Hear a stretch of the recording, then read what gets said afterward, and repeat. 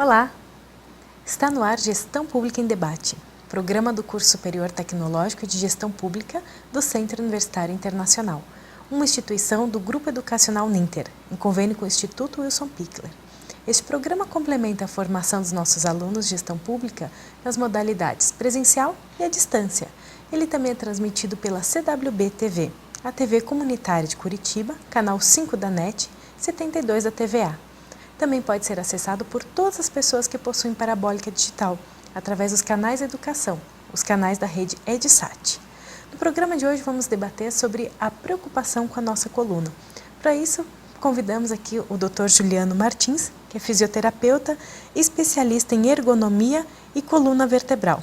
Seja bem-vindo, doutor. Olá, obrigado pelo convite. Por que é tão importante nós nos preocuparmos e cuidarmos da nossa coluna vertebral? Hoje eu diria que não é só importante cuidar apenas da coluna, mas sim do corpo como um todo. E para cuidar hoje do corpo, o essencial é a prática de atividade física, né? E cuidar sim da sua postura. Mas em especial da coluna, porque hoje nós vemos que um dado muito curioso da Organização Mundial da Saúde é que 80 a 90% da população mundial tem ou ainda terá dor nas costas.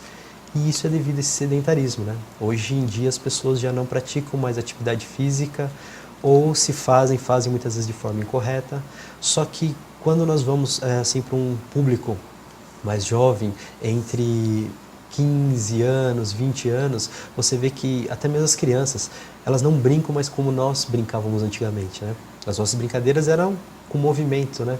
Era esconde-esconde, pega-pega, e subia em árvore, e brincava com bola. E hoje não, hoje cada vez mais as crianças estão no computador, no iPad, no iPhone, enfim, elas estão se interagindo muito mais com tecnologia. Dessa forma elas acabam se movimentando cada vez menos, a musculatura vai se enfraquecendo na coluna, principalmente, e aí começam as desordens músculo-articulares. Por exemplo, a hérnia de disco.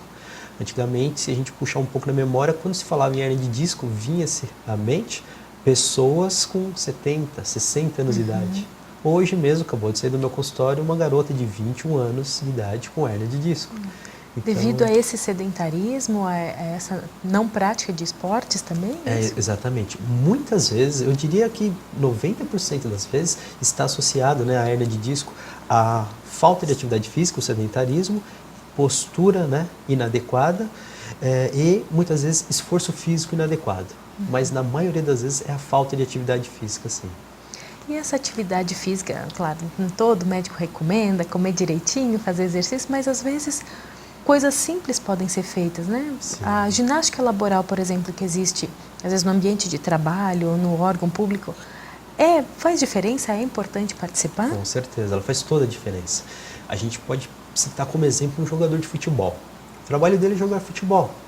Quando ele entra em campo, ele tem que estar preparado para o trabalho. Então o que ele faz, todo jogador de futebol? Ele se aquece, se alonga.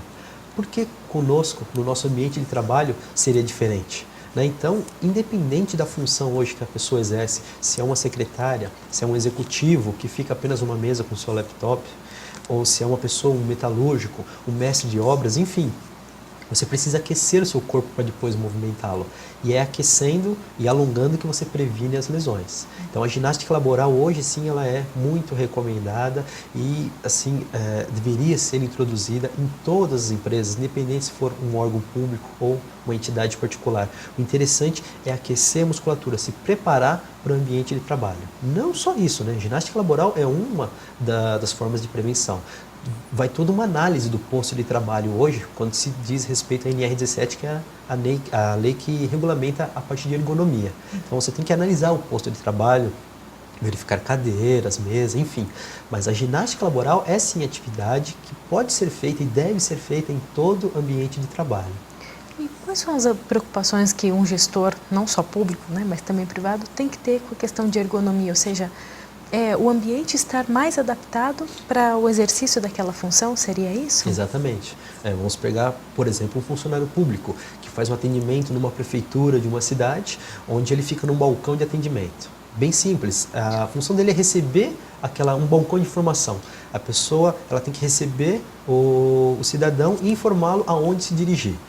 Se esse balcão ele tem uma altura inadequada, uma cadeira que não se ajusta às medidas dele, ele pode perfeitamente contrair a hérnia de disco. Então você vê uma atividade simples, a pessoa pode até falar, poxa, mas aquele cara não faz nada o dia inteiro, não faz nada entre aspas, né? Fica sentado ali apenas dando informações.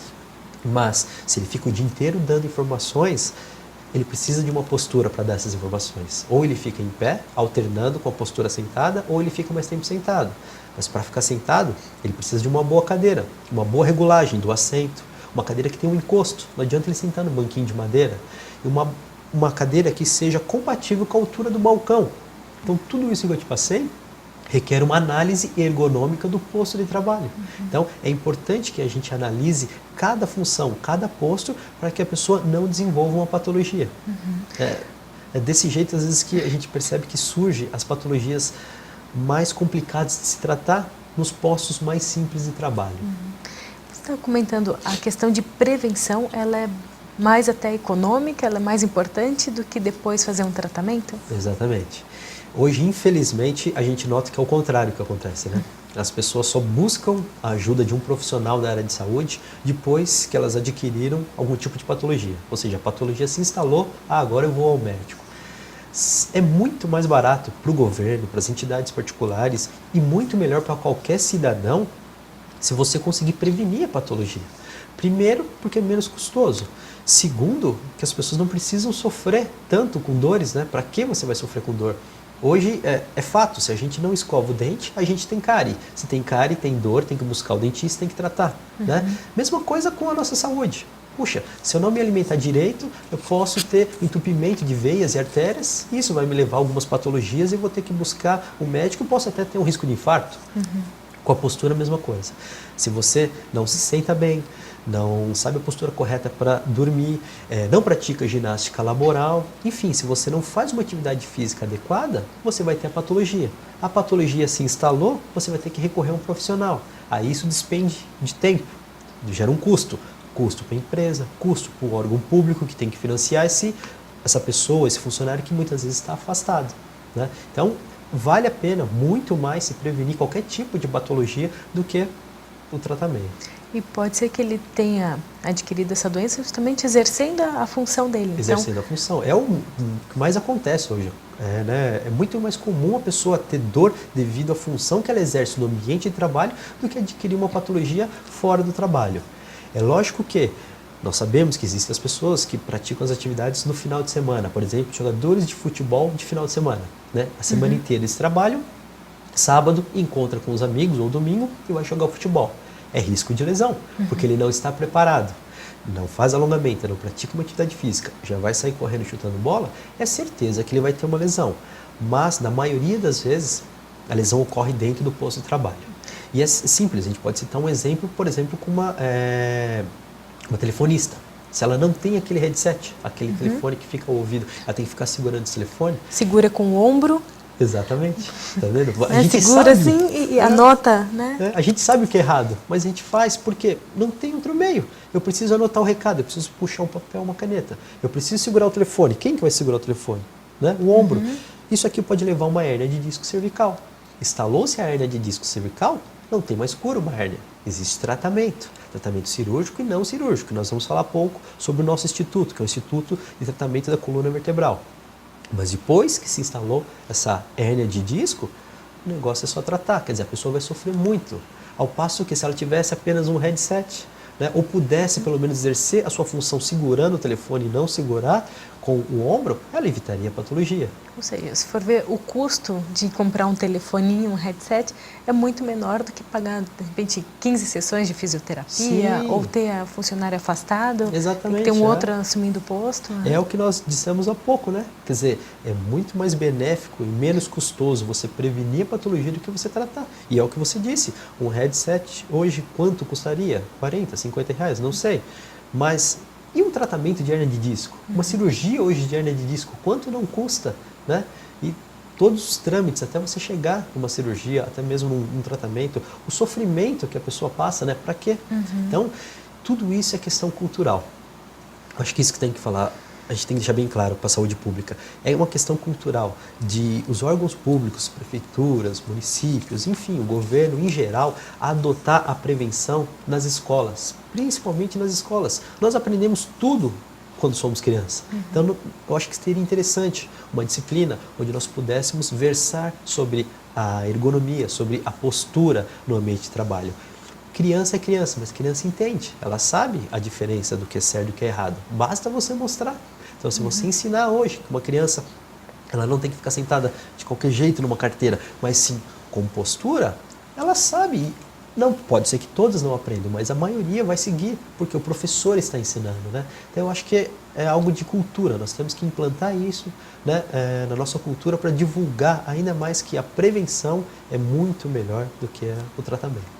E qual que é a ideia, então, do Instituto? Você comentou, são 47 unidades em todo o Brasil e até mesmo no exterior. O que é o ITC? O ITC Vertebral é o Instituto de Tratamento da Coluna Vertebral. Nós aqui de Curitiba temos o Instituto de Tratamento da Coluna Vertebral de Curitiba.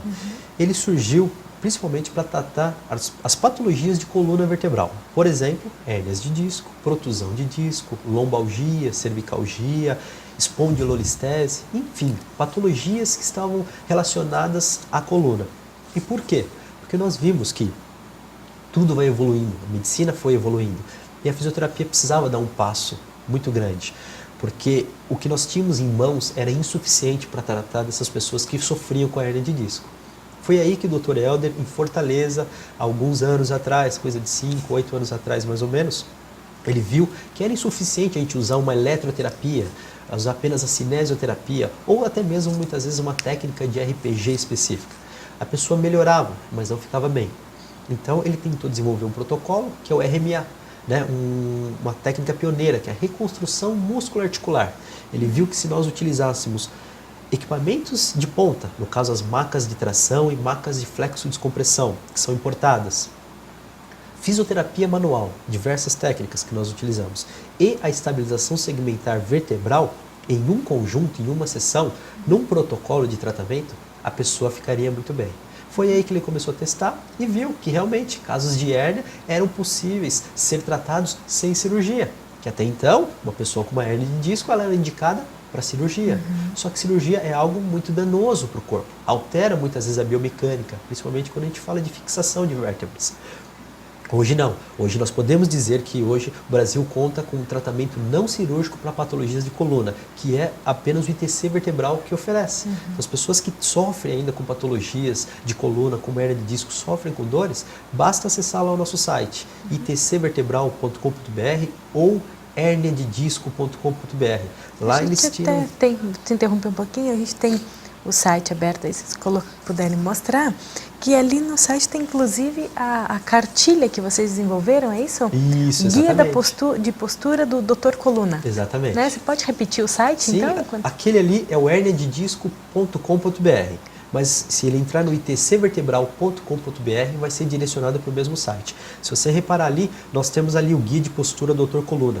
Qualquer pessoa pode entrar nesse site e fazer o download dessa cartilha. E o que tem nessa cartilha? Lá nós temos dicas de postura para dona de casa, para o trabalhador, para a pessoa que vai viajar, para a pessoa que cuida de um bebê. Enfim, são dicas essenciais para o dia a dia, para que você evite essas lesões. Né? Conte alguma dessas dicas. Uma Sim. dona de casa, por exemplo. Qual é a dica que ela pode ter para não ter essa lesão ou até mesmo para prevenir essas dores na coluna? Por exemplo, o ato de segurar uma vassoura ou um rodo, né? Muitas vezes a gente faz a flexão de coluna, a gente leva o tronco em direção ao chão para apoiar. Não pode ser feito assim. Se você trabalhar com a vassoura dessa forma, você vai ter hérnia de disco. Então o mais correto é que você mantenha a postura. Então postura para mexer com a vassoura ou com o rodo. Mesma coisa se você vai arrumar uma gaveta de uma cozinha, de um armário de cozinha. Se é uma das últimas gavetas, você não vai em direção à gaveta. Você tem que estar próximo à gaveta. Então o mais correto é que você se sente à frente da gaveta, num banquinho, numa cadeira, e faça ali a organização. Se você ficar com flexão de tronco, levando o seu tronco em direção à gaveta, você vai ter um problema de coluna. E uma mamãe cuidando de um bebê, como é que pode fazer isso? Questão de amamentação, né? Primeiro que as mamães sofrem muito na gestação. O centro gravitacional da coluna da mamãe, ela muda. A partir do momento que ela está esperando o bebê, a barriga vai crescendo, vai puxando o tronco dela para frente. Então o centro de gravidade muda e a ação da gravidade passa a agir de forma diferente na coluna. Isso gera o quê? Lombalgia. É muito frequente as mamães terem dor nessa região inferior da coluna. O que fazer? Uma atividade física, por exemplo, o pilates, uma hidroginástica, já ajuda a prevenir. O bebê nasceu. Cuidados com postura na hora de amamentar, né? Então você tem que ter postura para amamentar, não ficar debruçada sobre o bebê. Você vai trocar o bebê, não coloca o bebê na cama, sua cama é baixa, né? Se você tiver que ficar com flexão de tronco para mexer ali com o bebê, dar banho, trocar fralda, você vai literalmente, né, estragar a sua coluna. Então, para você prevenir, os móveis têm que estar na altura correta. O trocador, a banheira, tudo na altura onde você alcance com os braços. Não precise nunca fazer flexão ou flexão lateral de coluna. São esses movimentos que geram a compressão inadequada no disco, que gera o rompimento dos anéis do disco, que gera a hérnia de disco. Mas quando o bebê está maiorzinho, começando a andar, é quase impossível não fazer esse movimento. Pois é aí que a gente sempre fala, tome cuidado, porque ele está mais pesado ainda. Então o que você tem que fazer? Flexionar os joelhos. Flexione, fique na altura dele e aí sim você pode pegar e interagir com o bebê. Mas o mais importante é não fazer a flexão de coluna, independente do que você estiver fazendo.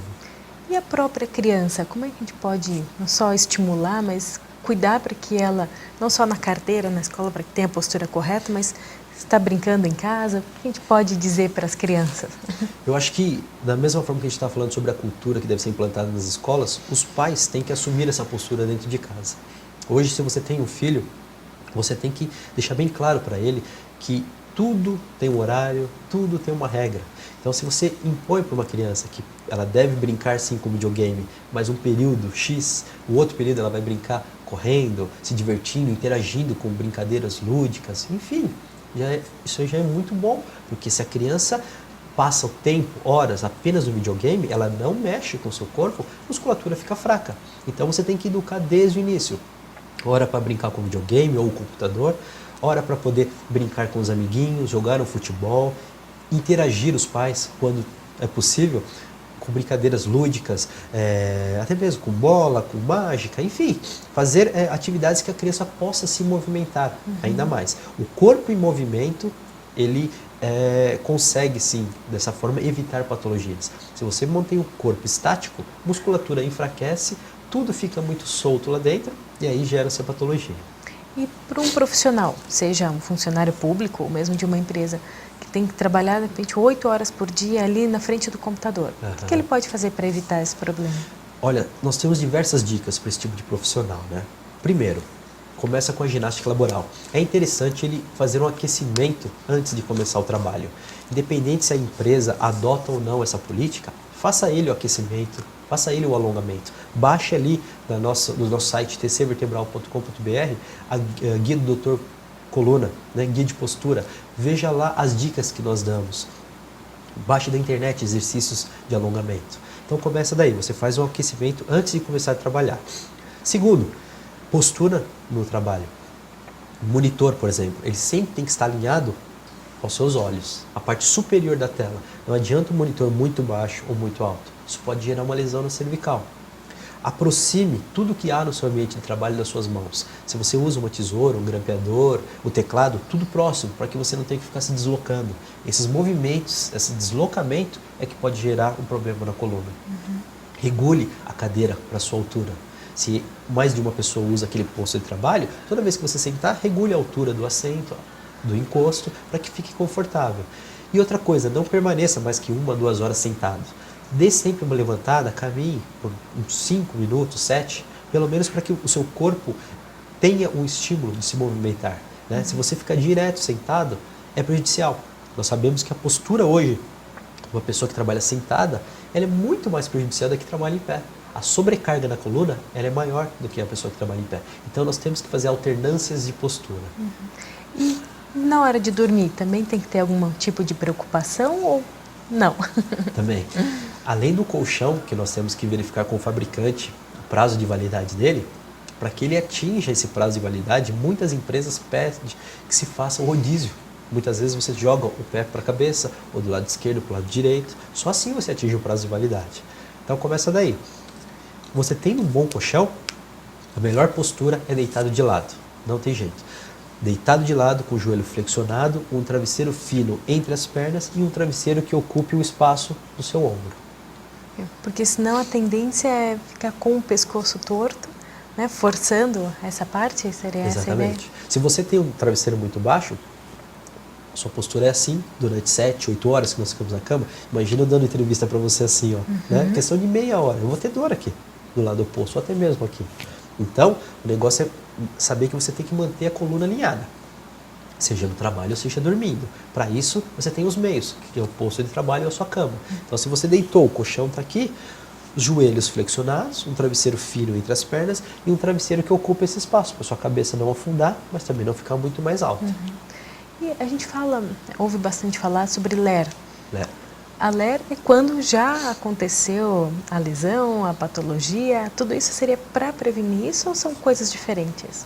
A ginástica laboral já é uma das atividades que nós adotamos nas empresas para poder prevenir a LER. Porque a LER é lesão por esforço repetitivo, que agora nós usamos DORT, que é doença osteomuscular relacionada ao trabalho. Então, se você pratica uma atividade física, faz a ginástica laboral na empresa. Lembrando, uma coisa não tem nada a ver com a outra. Às vezes a pessoa acha que faz ginástica laboral na empresa não precisa praticar atividade física. Não é bem assim. Mas se você adota essas políticas, tem uma boa relação com o seu ambiente de trabalho, né? Uma boa análise feita para que você possa trabalhar com postura, você evita sim a lesão. E que dica você daria também para os estudantes que às vezes acabam passando horas e horas ali em cima de livros e computadores e realmente esquecem, né? Como que eles poderiam até se programar para talvez outro tipo de cansaço, não só com a coluna, mas talvez também os olhos ou outros problemas podem vir a surgir por isso, né? Eu acho que a primeira coisa é programar o tempo de estudo e o posto de trabalho. Se ele vai estudar ao computador, veja a altura do monitor, se está realmente ao seu lado, aos seus olhos. Veja a altura da cadeira, regule para que seus pés fiquem bem apoiados no chão. O pé não pode ficar no alto. Regulou todo o posto de trabalho, limite um tempo de estudo, né? Dê intervalos, faça o rodízio. Então passou 1h30, não tem mais como. O cérebro às vezes não assimila e o corpo também cansa. Então levante, vá fazer alguma outra coisa, tomar água, conversar com alguma outra pessoa, descanse uns 15 minutos. Não adianta você, por mais que você tenha que estudar, não adianta você fazer isso numa sequência. Faça intervalos, isso é o mais importante. Gente, é bom até deixar um relógio programado para lembrar disso? Um despertador, né? A cada 1h30 tocar, vá fazendo isso. Pelo menos é um jeito de você se lembrar, né? Porque senão a pessoa esquece, ela vai interagindo ali com o assunto, né? Vai levando. Doutor Juliano, infelizmente nosso tempo está quase acabando. Você quer, apesar de todas as dicas que você já passou para a gente, quer deixar mais alguma dica especial aqui para nossos telespectadores, para os alunos, sobre a prevenção da coluna ou em geral? Sim. É aquilo que a gente falou, né, até agora há pouco. O mais importante é que todos pratiquem uma atividade física, né, pelo menos 2 a 3 vezes por semana, evitem esforço físico e adotem postura em tudo que vão fazer. Só dessa forma a gente consegue evitar a lesão. Quem tem dúvidas, entre no nosso site itcvertebral.com.br ou herniadedisco.com.br. Baixe lá a guia de postura do Dr. Coluna, né? É uma cartilha ilustrada com fotos mostrando o que fazer e o que não fazer, até mesmo como colocar sacolas no porta-mala, como arrumar uma mala. Nós temos todas essas dicas. E para aquelas pessoas que já estão sofrendo com dores, no mesmo site você encontra as 47 unidades que nós temos espalhadas hoje em todo o Brasil. Aqui eu sou responsável pela unidade de Curitiba, mas nós temos unidades desde Amazonas até Porto Alegre. Então, encontre essa unidade, encontre um profissional que saiba cuidar da sua coluna. O diferencial hoje lá são as macas de flexos, compressão e tração, que fazem toda a diferença na reabilitação, principalmente das dores de coluna. Então, Juliano, com certeza nossos alunos aprenderam bastante e acho que a mensagem principal que o senhor pode deixar aqui para a gente é que tratar é sempre mais caro do que prevenir, né? É, exatamente. O negócio é sempre prevenir. Muito obrigada pela sua presença. Obrigado você pela oportunidade.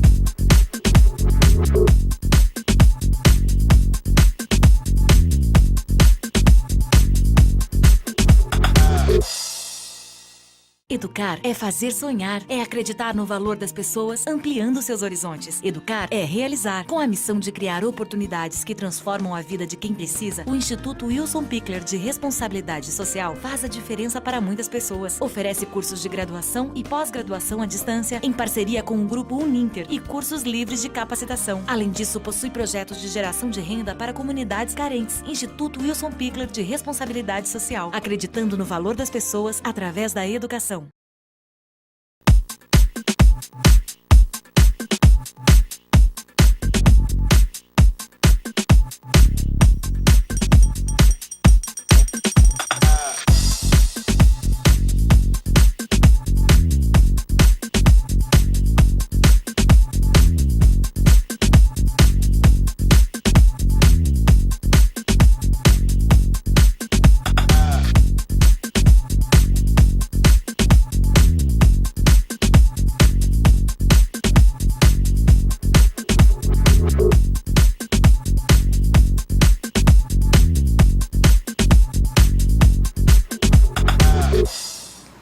Estamos de volta então com Gestão Pública em Debate, programa do Curso Superior Tecnológico de Gestão Pública do Centro Universitário Internacional, uma instituição do Grupo Educacional Uninter, em convênio com o Instituto Wilson Pickler.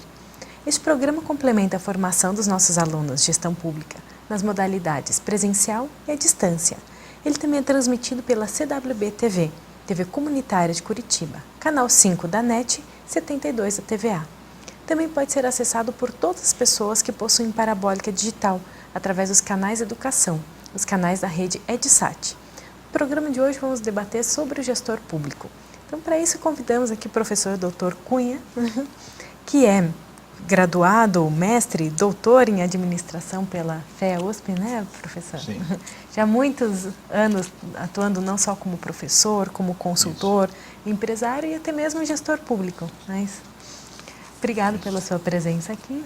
Professor, conte então para a gente sobre essa até diferença entre um gestor público e um empresário. Até. Quais seriam as peculiaridades de um e de outro? O senhor que tem toda essa experiência como empresário e também como gestor público. Bom, eu acredito que, sendo um profissional, gestor público ou gestor de uma organização privada, aqueles valores profissionais, né, que são a ética, que são a busca do bem comum, do bem social, da responsabilidade profissional, da competência, da dedicação, esses valores são absolutamente comuns para todos os profissionais, né? Agora, o ambiente de trabalho é um pouco diverso, tanto na administração pública quanto em relação à administração privada, mas eu diria que hoje em dia, tanto o administrador público para fazer um bom trabalho, quanto o administrador da empresa privada para fazer um bom trabalho, ambos requerem um grau de competência muito grande. E quando eu falo competência, eu estou falando o chá, né? Na realidade são os conhecimentos, né? As habilidades e a cultura, ou valores, ou atitudes do profissional. Então, nas duas áreas, pública ou privada, cada vez mais só vai existir espaço para o profissional competente. Qual que poderia ser uma diferença de gerir pessoas, né, dentro de um setor privado e um setor público? Eu diria que no setor privado, a organização privada ela tem geralmente um foco mais definido e ela tem também uma origem de poder. O poder está concentrado em um grupo menor de pessoas, né, que são os proprietários ou o proprietário, né?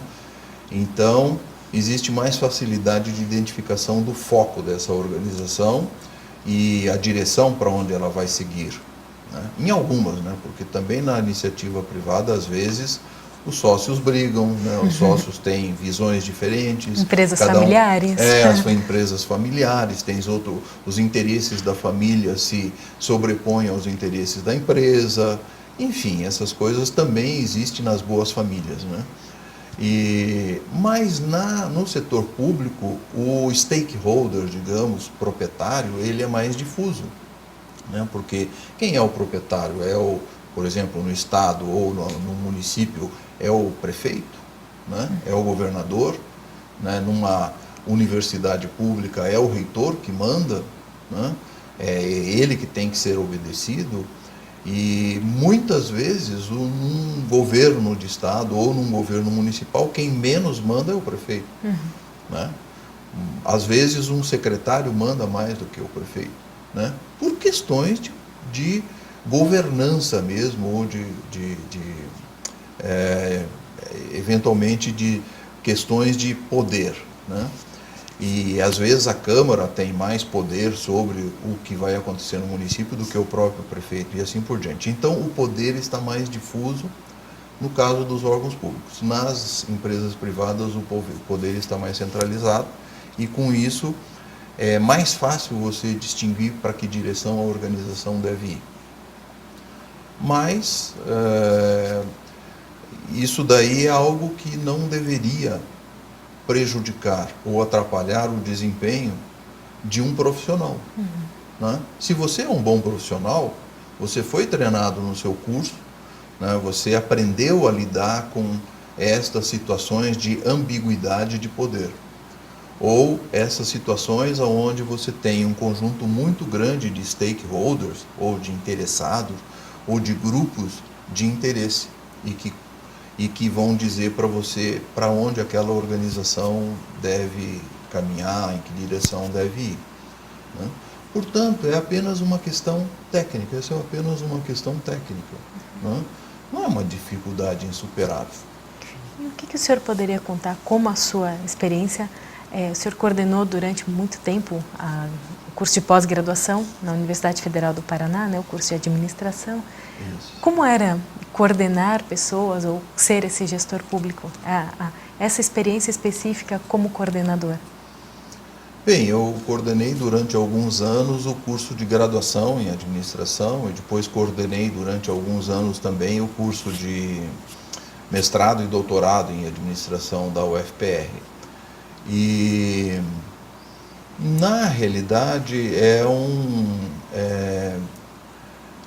esse público que está sendo coordenado, né, sejam professores de administração ou professores de pós-graduação, doutores, pós-doutores e assim por diante, é um público bastante sofisticado, né? Digamos, um trabalhador, um empregado, e é um profissional com uma formação muito sofisticada e geralmente bastante questionador das orientações, né? Ele não é fácil de você coordenar. Mas isto acaba nos ensinando que com esse tipo de público, com pessoas que têm competência, com pessoas que podem te ajudar a desenvolver o seu negócio, não interessa se você está falando de uma microempresa, ou se você está falando de uma prefeitura pequena, ou se você está falando de um governo de estado, né? Você sempre tem que gerenciar com as pessoas, né? Porque na realidade hoje em dia o que conta e o que vale muito é a competência das pessoas para promoverem as mudanças, e hoje você não consegue fazer mudanças sem a participação, a adesão, a boa vontade, a contribuição, as ideias, a criatividade das pessoas. Portanto, em qualquer nível, em qualquer organização, a recomendação profissional e técnica mais importante é: gerencie ou coordene com as pessoas e não contra as pessoas. Uhum. Né? E esse ano o programa de pós-graduação está completando 20 anos, né? Isso. O que pode dizer que mudou na administração, ou não só no curso, né, mas na administração em si nos últimos 20 anos?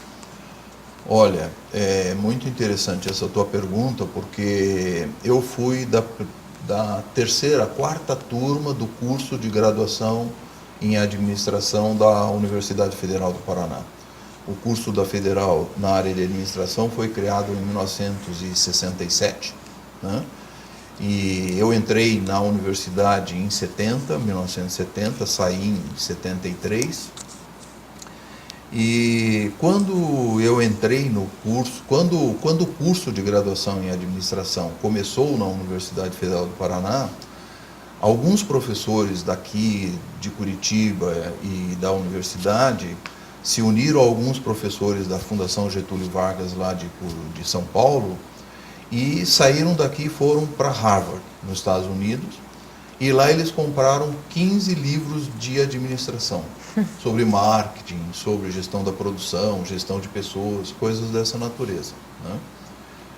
Que é o que tinha de mais moderno em termos de cursos de conhecimento na área de administração. Praticamente todo o conhecimento de administração que existia naquela época estava nesses 15 livros lá em 67. E eles trouxeram os livros para cá, e durante os 4 anos do curso de graduação em administração as pessoas estudavam os 15 livros, né?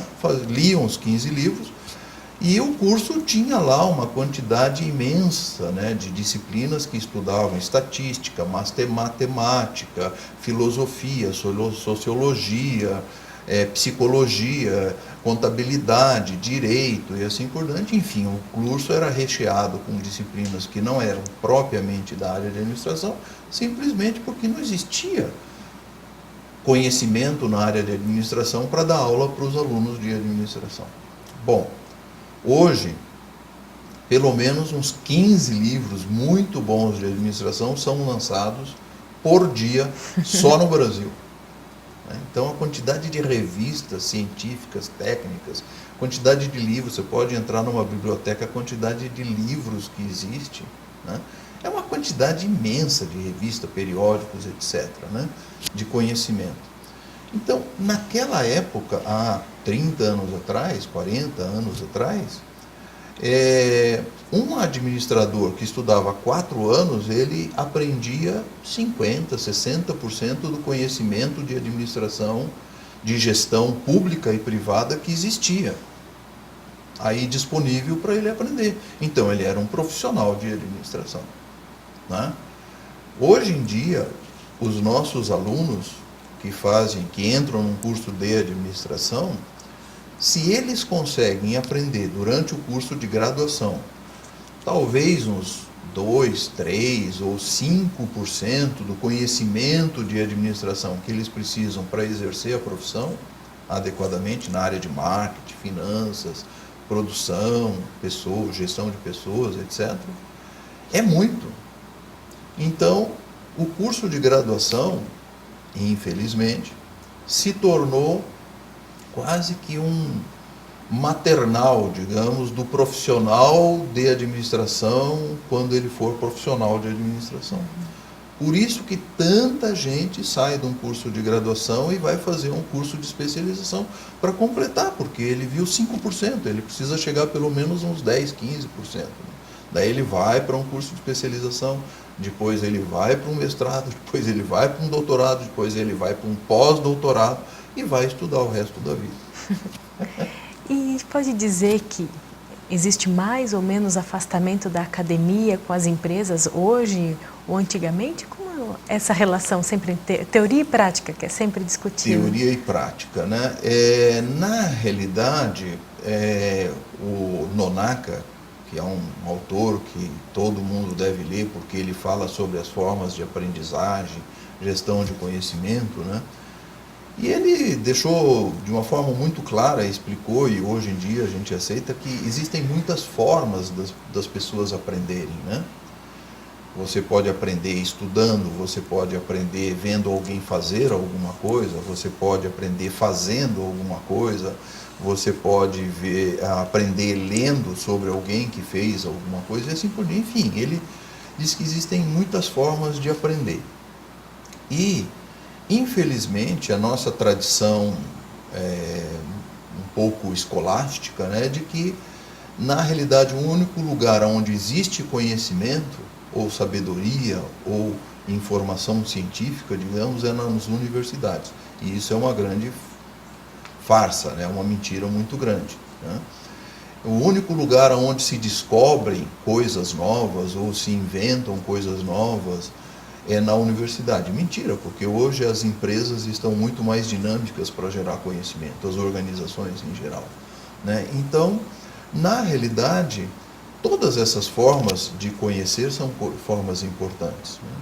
Nós estamos, por exemplo, reestruturando completamente alguns cursos de administração lá na Universidade Federal. O curso de graduação está sendo reestruturado, o de mestrado e doutorado também. Agora, na outra universidade onde eu estou atuando, nós estamos reestruturando completamente os cursos também, exatamente por isso, porque numa viagem recente de estudos que um grupo de profissionais aqui da Federação das Indústrias de universidades fez, nós vimos nos Estados Unidos, temos visto na Europa que as escolas, elas precisam valorizar o aprendizado através da prática, né? Então, existe uma metodologia que se chama PBL, que as pessoas devem estudar, inclusive, né? Que ensina exatamente, é uma metodologia de aprendizagem ou de organização de cursos, né? A medicina que é usa aprendizagem um pouco através isso, né? da prática. Na medicina, normalmente, Na utilizavam medicina isso? é utilizado, no direito é muito utilizado, que é você fazer o seguinte: no primeiro dia de aula de um curso de graduação, você simplesmente entrega um problema ou um processo no direito, né? Você entrega um processo daquele tamanho para o aluno e fala assim: agora, me faça aí uma análise desse processo e me faça uma recomendação, né? Ou no caso da administração, está aqui esse case aqui de administração, me resolve esse problema, né? Ou no caso da medicina, ó, esse paciente está com esse quadro aqui, o que você acha que tem que ser feito? Né? Aí o indivíduo, o coitado do aluno, né, vai perceber que ele realmente não sabe como resolver aquilo. E a quantidade de coisas que ele vai ter que aprender para ele poder ser um profissional competente. E aí quando alguém apresenta para ele modelos na área de estratégia, modelos na área de, sabemos lá, de logística, ou fórmulas, ou vai ensinar algoritmos ou estatística e assim por diante, ele fala: não, eu preciso aprender isso porque isso vai resolver aquele problema lá, né? Então não fica o conhecimento pelo conhecimento, e ele percebe que o conhecimento tem que ter uma finalidade, é útil, né? Que é o grande problema dos nossos alunos, né? Por que eles não se motivam e não prestam atenção na sala de aula? Por que eu vou aprender isso? Para que eu vou aprender isso? O indivíduo está explicando lá uma inequação de terceiro grau, não sei o quê. Como é que eu vou? Pelo amor de Deus, como é que eu vou usar isso? Aonde eu vou usar isso? Daí ele não sente necessidade, né? Então, essa questão de motivar o aluno para estudar é uma coisa muito importante. Mas se você está no setor público, né, e você tem um empregado que está desmotivado, e você fala: esse indivíduo não quer saber de nada com nada. Mas será que ele não está desmotivado? Será que ele não está vendo nenhuma razão para ele fazer alguma coisa? Será que ele não... que o problema é que ele não está entendendo o papel dele aqui, né? Então, Como é que você quer que alguém faça alguma atividade com prazer se ela não descobriu o prazer de fazer aquilo? Então, as pessoas fazem com prazer algumas coisas quando sentem a finalidade daquilo que elas estão fazendo e o benefício que ela está trazendo para ela, para outras pessoas. Né? É isso que é motivar, é dar às pessoas motivo para fazer aquilo que está fazendo como profissional bem feito. E o senhor tem trabalhado bastante o tema de inovação, de sustentabilidade. Isso também tem uma certa relação com essa motivação de fazer o mundo melhor também? Sem dúvida, né? Sem dúvida. A sustentabilidade, ela tem um conceito embutido no conceito, o novo conceito da sustentabilidade é aquele conceito onde você tem que agir, ou tem que implementar projetos, ou você tem que fazer as coisas que são boas para o presente e para o futuro. Né? Não atende objetivo só de curto prazo, mas também de curto, médio e longo prazo. E que você tem que fazer as coisas que trazem benefícios para a sociedade, benefícios para o meio ambiente e benefícios para a economia. Isto é, do ponto de vista econômico, social e ambiental, são justificáveis. Né? E, na realidade, o que a sustentabilidade ensina para a humanidade, para as pessoas, é o seguinte: olha, você não pode ser egoísta. Você não pode querer tudo para você, para o seu benefício, no curto prazo, e esquecer o resto das pessoas. E esquecer o ambiente, que é onde os seus filhos, netos, amigos vão ter que viver no futuro. Né? A sustentabilidade só ensina para as pessoas não serem egoístas. E esse conceito tem que estar presente para um gestor, tanto de uma empresa como um gestor público. Sim, então muitas vezes nas consultorias que eu faço, nas empresas e tal, né, você vê um empresário reclamando muito dos seus funcionários, dos seus empregados, né? E eu penso o seguinte, né? Às vezes você nota que esse empresário, na realidade, ele está pensando exclusivamente no benefício da sua empresa e no seu pessoal. E ele não está pensando, na realidade, em como é que eu posso dar a esse indivíduo prazer de estar aqui. Né? Como é que ele pode crescer junto com a empresa e comigo? Como é que nós podemos crescer juntos? Né? Então, essa é uma questão, basicamente, é uma questão de liderança. Então, hoje em dia, o grande problema das empresas públicas e privadas, na realidade, é um problema de incompetência das lideranças, infelizmente. Então, quando a gente fala de uma reestruturação da empresa, pode ser que seja uma reestruturação do gestor? Da cabeça do gestor primeiro. Né? E tem um autor muito interessante, que é o James Tebow, que é um francês, né? E ele fala como é que você muda a cabeça, né, das pessoas, né, para que as pessoas vejam que outras coisas são importantes, que a verdade que ele acredita não é mais a verdade, que ele tem que mudar as suas verdades, né? Jogar fora as verdades que já não servem mais e adotar novas verdades, né? E ele dá lá 5 recomendações, né? Que eu não vou dizer quais são, para que as pessoas tenham a curiosidade de pesquisar com o James Tebow. Eu pedi justamente que o senhor desse as últimas recomendações. Pode ser essas 5 recomendações? Tá bom, eu vou dar algumas recomendações. Né? Uma das coisas que o Tebow fala é o seguinte: olha,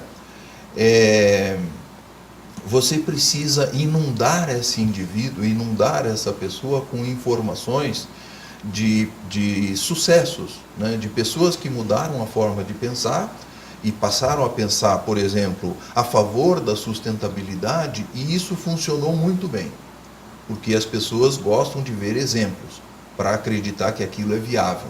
Né?